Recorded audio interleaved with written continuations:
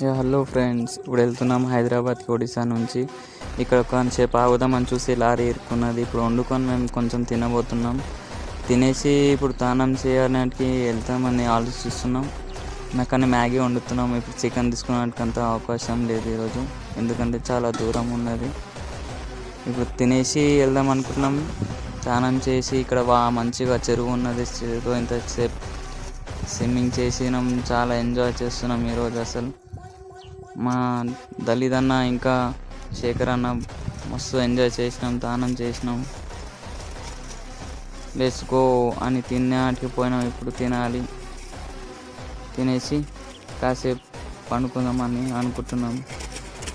కానీ మా దళిత్ అన్న ఏమంటున్నా అంటే పోదామని అంటున్నాడు. కానీ కాసేపు అయినాక తిన్నాక ఏమన్నా అంటే నడు పండుకున్నట్టుకి పోదామని పండబెట్టాం. ఇప్పుడు 2 గంటలు నిద్రపోయి మా తాత వెళ్దాం అనుకుంటున్నాం నిద్ర. సాయంత్రం ఎందుకంటే సాయంత్రం నైట్ అంట బండి తోలాలి మేము ఇప్పుడు.